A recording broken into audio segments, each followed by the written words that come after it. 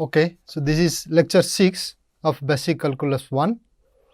In the last class, we had discussed about limits, the concept of limits, and then we had solved some examples basing on the concept how to really execute the definition. So, we have seen that there is no way to find the limit, but if you guess something correct, then you can justify it using the definition. So, we will discuss something which is related to called the algebra of limits today. So, that if you know some basic things, you will be able to guess at least what the limit is. So, most of the results we will be discussing today will not prove, but they are obvious because of this intuitive idea of nearness. We will see that how to proceed. Okay. So, let us start with the easiest function, which is a constant function, say f of x equal to k for a fixed real number k and every x. So, for this function, the result is telling that limit of this function, which is a constant function, will be equal to that constant, whatever this c may be. Of course, c should be such that limit is well defined. So, now how do we justify through the definition? Well, what we have to see here is that f of x minus k mod should be less than epsilon whenever x minus c mod is less than delta, but x is not equal to c. Okay, you can choose for epsilon a delta. So, suppose epsilon is given, epsilon greater than 0 is given, let us say take delta equal to epsilon. Now, when x minus c mod is less than delta, that is x minus c mod is less than epsilon. Now, f x minus f at c, or not f at c, it is really we are suggesting the limit to be k. So, f of x minus k mod, this is f of x is really k. So, this k minus k equal to 0, that is always less than epsilon, that condition is satisfied. Hence, the limit of this constant function f x equal to k equal to k. Now, the second one is telling that limit of the identity function equal to c when limit approaches x goes to c. So, that means it is the function f of x equal to x. Again here let us choose for the epsilon, we choose delta equal to epsilon. We see that whenever x minus c mod less than epsilon, the functional value which is x itself, x minus c mod is also less than epsilon.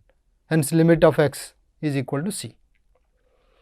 We had seen of course this thing earlier, and we had seen of course for x square. Now, instead of going for x square and these things, we will slightly generalize it. So, the second result is telling, suppose you have a function f of x and you have a function g of x, and you take the new function which is f plus g is defined as f of x plus g of x at any x. So, when limit of f of x plus g of x you take as x approaches c, the result is telling you would get on the other side limit of f x plus limit of g x. Again, a slight work is required here. It is given that limit of f x exists, that is assumed here implicitly. So, let us say this limit is L and this limit is m, limit of g x is m.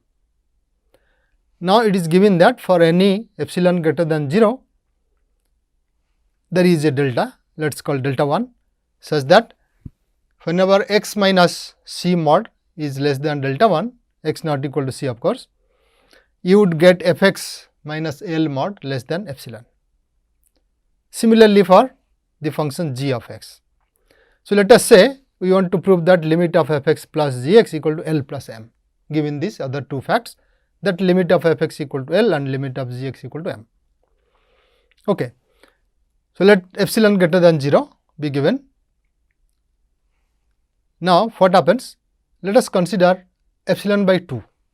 For this epsilon by 2, there exists a delta 1 such that whenever x minus c mod is less than delta 1, you would get f of x minus L mod less than epsilon. Of course, x is not equal to c on the left side. Okay. Now, for the other one, limit of gx equal to m. So, let us take again epsilon. Instead of epsilon, let us take epsilon by 2 here. For that epsilon by 2, there is a delta 1. Similarly, when you take gx limit equal to m, we say that for epsilon by 2, which is greater than 0, there exists delta 2, such that whenever x minus c mod is less than delta 2, you would get similar thing in g. So, gx minus m mod is less than epsilon by 2. Now, you choose your delta to be something smaller than delta 1 and delta 2, or even you say it is minimum of delta 1, delta 2. Now, when you take x minus c mod less than delta, both the conditions x minus c mod less than delta 1, x minus c mod less than delta 2 are satisfied. So, both the conclusions also hold, that is f x minus l mod less than epsilon by 2, g x minus m mod less than epsilon by 2. Then you take f x plus g x minus of l plus m. By triangle inequality, it is addition of these two quantities, which gives you epsilon by 2 plus epsilon by 2 equal to epsilon. So, your limit condition is satisfied. Therefore, limit of f x plus g x equal to l plus m. Similarly, you can do for the minus also. Okay. So, now if plus and minus holds, also for multiplication it will hold, but let us see for constant first. Suppose k is a constant, a given real number, which is multiplied with f of x. So, you get a new function here, which is kf. Kf at x is taking the value k times f of x. Now, limit of this function constant times f x equal to that constant into limit of f x. The proof will be similar. So, instead of epsilon, you start with epsilon by k in the beginning and continue. But if k is 0, then that case you can separate. You can see that on the left side, it is the 0 function, which is a constant function. So, it goes back to 1, property 1. On the right side, you will always get 0. Okay. So, for multiplication also a similar thing holds, that limit x goes to c, f of x into g of x equal to limit of f x into limit of g x. In all these things, our assumption that all the limits really exist. At least on the right hand side, if you have limit of f x into limit of g x, so that means limit of f x must exist, limit of g x also must exist, then limit of x goes to c f x g x will be equal to their product. That is how we have to read the statements here. A similar thing also holds when you divide instead of multiplying, but we have to be a bit careful here whenever you are dividing. On the left side, when you say limit of x goes to c f x divided by g x, our assumption is that f of x by g of x is well defined. So, that means g of x is never equal to 0, at least in a neighborhood of c, deleted neighborhood of c. At c we do not know what happens, but to the left of it, to the right of it, there are some intervals, open intervals, say a to c union c to b for some a and b, where g x is not equal to 0. Then limit x goes to c f x by g x will be well defined, and f x by g x will be well defined, and its limit will be equal to this, provided these two limits hold, they exist, and limit g x is not equal to 0. Because once limit of g x is equal to 0, this division itself will not be meaningful. So, here our assumption is that f x by g x is well defined in a neighborhood around c, may not be at c, and then both the limits on the right hand side exist, and limit of g x x goes to c is not equal to 0. In that case, this left side limit will be equal to division of those two limits. Okay, we are not going to prove them, but each one involves a bit of trick, like you choose epsilon by 2 or epsilon by k or epsilon equal delta equal to epsilon and so on. So, some little trick will be required to prove these things. Then similarly, we have for the power function, suppose r is a real number, f x to the power r is well defined as a function. You know that power function is not always defined. For example, negative to the power something, we have to be cautious, like minus 1 to the power half will not be defined and so on. So, we have a constraint here that taking powers are meaningful. So, in this case usually we will be using it in a sense where this f of x will be greater than or equal to 0. So, that and this limit also greater than or equal to 0, then this will be meaningful obviously for any r. So, in this case we will say that the new function here is f of x to the power r. So, that limit when x goes to c will be equal to limit of f x whole to the power r.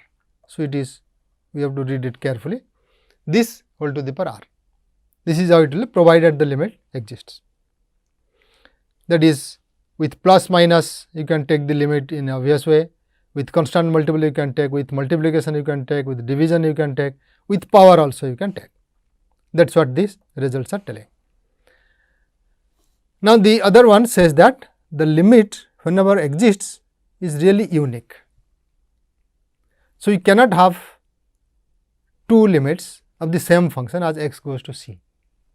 It does not say that limit always exists, but if the limit exists, then there is a unique number to which the limit will be equal to. It cannot be 2.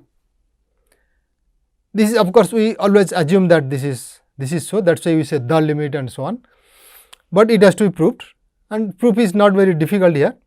If you take two different limits, then for any epsilon you would get f x minus L mod less than epsilon by 2 with some delta there, and similarly f x minus m mod is less than epsilon by 2. So, you add them and you would get for some x at least, then L minus m mods would be less than epsilon for every epsilon.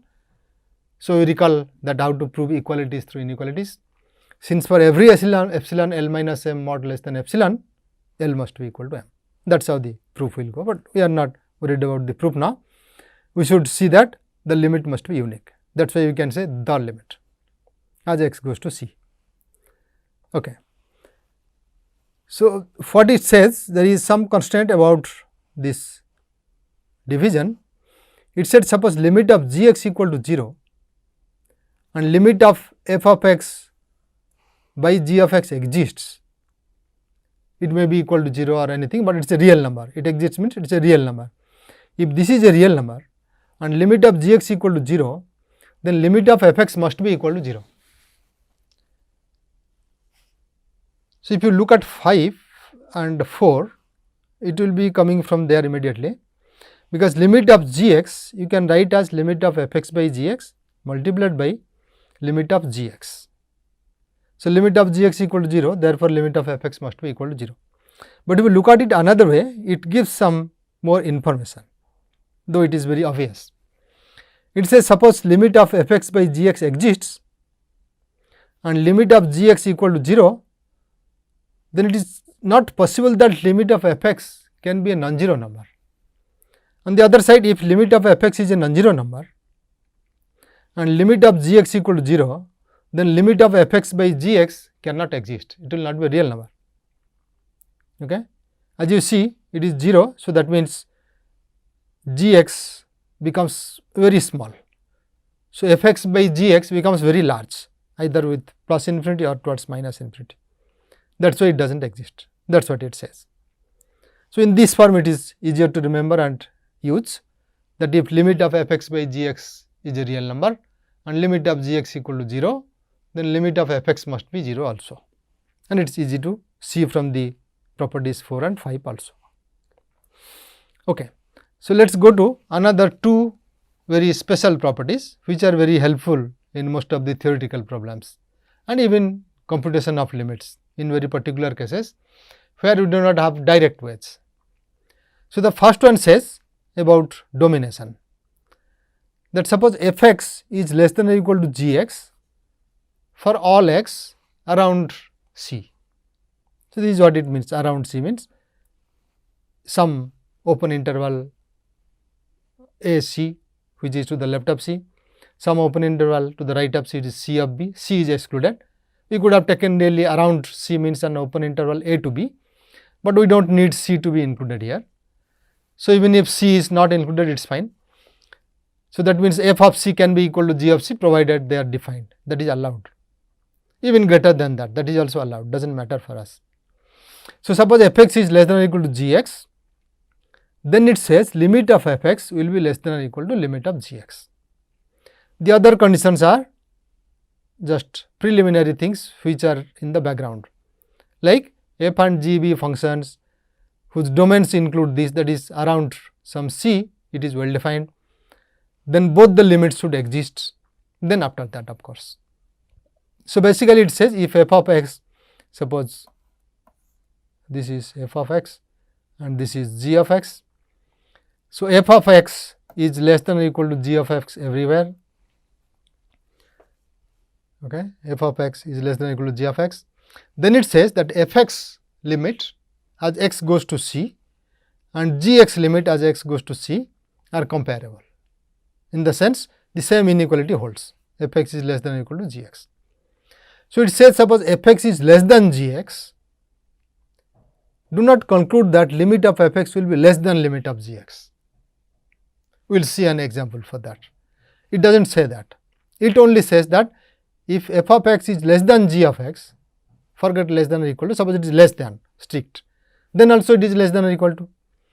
So, in that case if f of x is less than g of x for all x around a neighborhood of c in a neighborhood around c, then limit of f x is also less than or equal to limit of g of x. Even if it is less than, this can be less than or equal to, we will see an example shortly.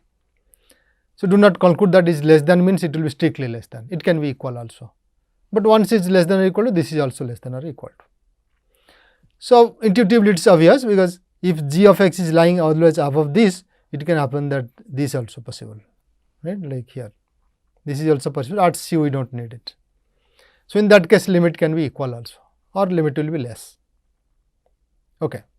Now, look at sandwich theorem, the next one, the picture is for that. The three functions are there. F is a function which is the blue one, g is the one which is the yellow, and h is the one which is in magenta. So, what is given is g of x and h of x really sandwich this f on both the sides of f, that is g is less than or equal to f is less than or equal to h at any point x in its domain, but we do not need the whole domain, we need at least in an open interval or a deleted neighborhood of c. Okay, if that condition is satisfied around c, then we have two other conditions also, that limit of g x equal to L and limit of h x is also equal to L. This is how it is picturized. So, suppose both the limits are same and g x is equal to less than or equal to f x less than or equal to h x, then it forces that limit of f x should be equal to the same L. That is what we mean by sandwich theorem, that f is sandwiched between g and h and they both have the same limit, then f also will have that limit at x equal to c. Okay. And in fact, limit exists, f of x limit exists, we are not assuming that. All that we are assuming is limit of g x exists, limit of h x exists, both of them are same, let us say L, then limit of f x exists and it is equal to that L. This is how this theorem will be useful and we will be using it certainly. Okay. So, let us see some comments on this I would like to give. Like suppose you have a function which is a polynomial, f of x equal to say p of x here, which is a 0 plus a 1 x plus a n x to the power n for some particular n. Then what happens? You can use our earlier properties. So, this limit will be equal to limit of a 0 plus a 1 times limit of x plus a n times limit of x to the power n, and limit of a 0 is a 0 of course. So, limit will be a 0 and limit of a 1 x will be a 1 plus limit of x which is c at x goes to c, and then plus a n, and what is limit of x to the power n? Well, f of x into g of x limit equal to limit of f x into limit of g x. So, use it n times to get that the limit should be equal to c to the power n. So, that means limit of p x as x goes to c is equal to p of c. So, for polynomial functions it is nicely working, because that polynomial is well defined at C, everywhere it is defined. So, you get this one. Similarly, if you take ratio of two polynomials, there also it is applicable, because we have f of x divided by g of x limit, but we have a condition that q of C should not be equal to 0. And of course, in a neighborhood of this C, q x should not be equal to 0. So, under those conditions, we will get limit of p x by q x equal to p c by q c, rational functions can be handled. Okay. So, earlier we had seen the condition that limit of f x by g x exists, limit of g x equal to 0, then limit of f x equal to 0. We have put the same thing here in a different way, that if limit of f x is not 0, f x is not 0, but limit of g x equal to 0, then limit of their ratio does not exist. As we felt, it might be blowing up, it can be very large or very small towards going to near minus infinity or so. It can be reduced and reduced further, or it can be increased. Any number you give positive number, we can make this bigger than that by choosing some x. So, in this form also it is useful. So, let us see, say x square plus 9 is our f of x, this is f and this is our g. Now, in any neighborhood of minus 3, x plus 3 is never 0. At minus 3, of course, it is 0, but we are not worried about that when you take the limit. So, f x by g x is well defined. Now, here what happens, limit of f x on the top as x goes to minus 3. So, what happens here, minus 3 square plus 9, that is equal to 18, which is not 0, but limit of g x equal to 0. Therefore, we immediately conclude that this limit does not exist, x square plus 9 by x plus 3 does not exist. But had it been something like x square minus 9, then also limit of f x equal to 0, then we can of course cancel x plus 3 factor, it will be x minus 3 and the limit will be minus 6. Okay. So, this is what we were talking earlier, that if f of x is less than g of x around C, it does not necessarily imply that their limit will be less than that. It can be less than or equal to. Equal to is also a possibility. So, we will give one nice example here, very easy example. So, let us consider f x equal to mod x. So, we take the domain as r minus 0. 0 is excluded, we do not need 0, and we want to take the limit when x goes to 0. Okay. So, we have 0 is less than f of x. 0 as a constant function is less than or equal to f x for all x in r minus 0. Only at 0 f x is 0, mod x is 0. Otherwise, it is non-zero and it is positive. Which one? Mod x is positive. So, f x is positive, that is 0 is less than f of x. Now, you consider 0 as the constant function, f of x is another function. So, now when you take limit x goes to 0, this gives 0. On the right side also limit of mod x equal to 0. So, that means even if f x is less than g x around C, limit may not be less than, it can be equal to also. That is what it says. Okay. So, let us solve some examples, see how we proceed, use these results to solving some examples.